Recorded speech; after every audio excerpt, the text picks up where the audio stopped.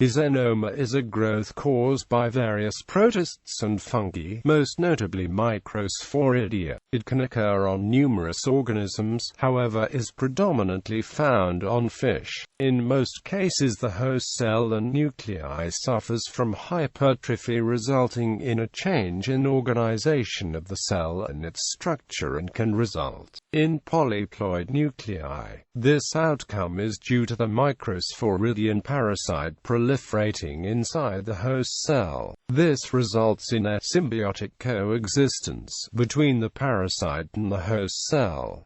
This forms the xenoparasitic complex. They tend to contain numerous cellular components as well as microsporidia at different developmental stages and spores. Not all microsporidia infections result in the formation of xenomas. Only a few microsporidia actually cause xenoma formation. History. Xenoparasitic complex was the term initially devised in the early 20th century to describe specific type tumors found on various organisms. Specific as the infections were caused by multiple subclasses of microsporidia. A paper published in 1922 by Weissenberg came up with the term xenon for the xenoparasitic complexes he observed on sticklebacks caused by Glugia anomala, before eventually changing it to xenoma. Hypertrophy of cells caused by protists and fungi has been observed since the late 19th century. Scientists observed them in several organisms, of which the infection would have varied host cell specificity, ultimately leading to different cellular consequences. For example, the dinoflagellate protists paracatenator induces hypertrophy, polyploid nuclei formation whilst forming a thick-walled hypersome where rhizoids extend into the cytoplasm for nutrient absorption in the appendicularian Fritillaria pellucida. This can be contrasted to the microsporidium cotti infection of the testes of Taurulus bubalus, where a dense microvillus layer is present for improved nutrient absorption. Pathogenesis.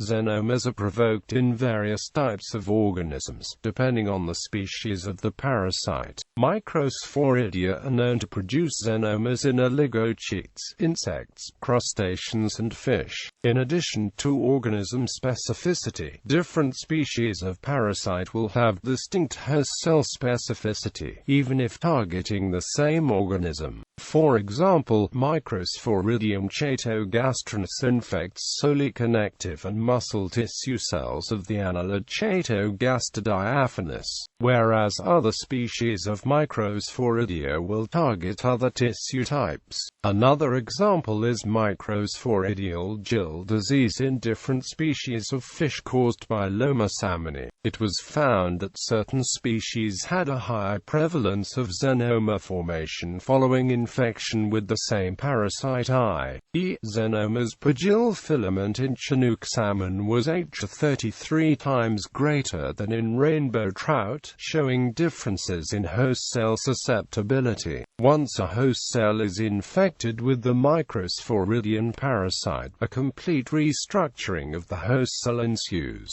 This occurs as the parasite seeks to take control of the metabolism of the cell, in order to survive and exploit the host cell's resources and reproduction. It provides the parasite with optimal growth conditions and protection from the host's immune response. The parasite proliferates within the host cell where its mass replaces most of the host cell's cytoplasm, with the rest being taken up by microvillus structures and rhizoids. Other structures may be present inside the infected host cell, including vesicles, fat globules and bundles of fibril. The nucleus may be in varying locations, including the center of the cell, and may also vary in structure, i.e. lobed, branched or divided into multiple fragments, but it will always be hypertrophic. The host also commonly envelops the proliferating parasite and the host cell itself in layers of membranes and cells. In microsporidian xenomas, the whole life cycle is restricted to the xenoma. This, however, differs between different protists. The life cycle predominantly follows a simple life cycle consisting of merogeny followed by sporogony. Occasionally the endoplasmic reticulum associates with merents, which are formed during merogony, and is lost once sporogony ensues. The time it takes for a xenoma to develop varies entirely on the host organism and cell as well as the infecting parasite. It can vary, however it usually starts to form after a few weeks following infection, depending on the life cycle of the parasite. The size of xenomas also varies with the type of parasite and host organism, and can range from a few micrometers to several millimeters. While it is generally accepted that the xenoma prevents spread of the parasite throughout the host organism, it is not entirely accurate. As the species that cause xenomas are spore-forming, it is possible that the spores may release the sporoplasms which penetrate the xenoma wall, infiltrating and infecting surrounding cells. In microsporidia, this is mediated by a unique and highly specialized protein, the polyploid tube. This specialized protein is found inside the spore and is in contact with the sporoplasm. Specific environmental stimulation causes the spore to discharge the polyploid tube, which penetrates the xenoma membrane and provides an exit route for the sporoplasm. This is thought to be a form of auto-infection.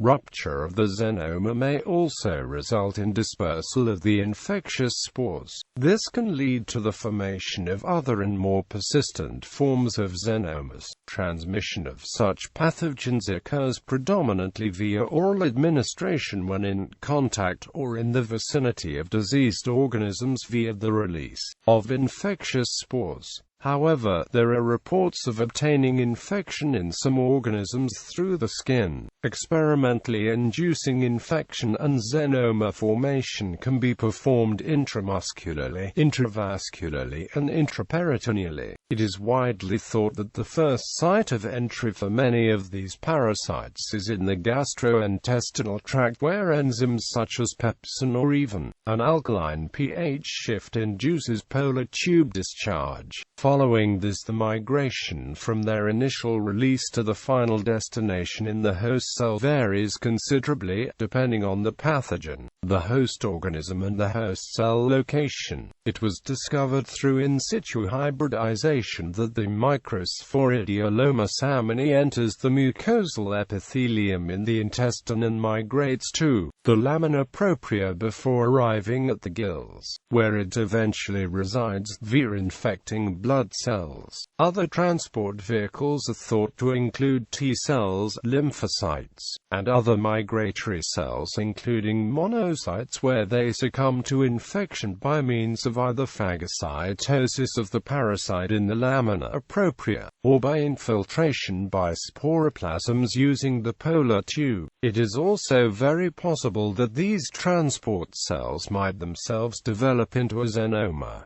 Xenomas in fish. Microsporidia is a common cause of disease in fish, and xenomas tend to be seen more frequently in fish than in other organisms. A paper published in 2002 listed 15 genera and 157 microsporidian species that cause disease in fish. However, only 10 of these genera induce xenoma formation. Microsporidia genera that cause xenomas can therefore be quite diverse and so are characterized more comprehensively into several groups depending on the morphology. Xenomas without a thick wall and where the complete volume of the original cell is not converted into a xenoma. Xenomas without a thick wall and where the complete volume of the original cell is converted into a xenoma. Xenomas with plasmalemma surrounded by host fibrils.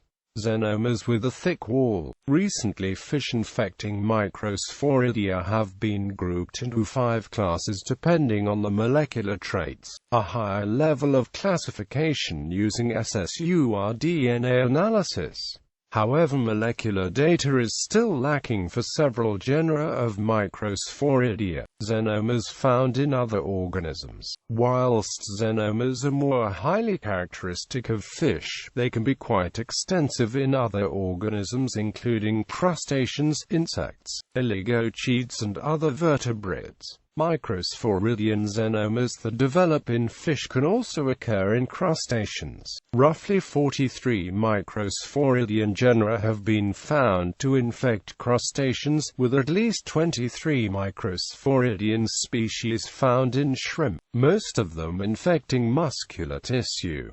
Other species also infect the digestive tract, reproductive organs and the hepatopancreas. Xenoma-like formations have also been found in species of shrew caused by Orosum mixthamphegati, a type of Microsporia, showing they can also occur in mammals. Treatment: the host can eventually destroy the xenoma. Proliferative inflammation occurs in mature xenomas and transforms them into granulomas. Granuloma involution then ensues where phagocytosis kills the spores.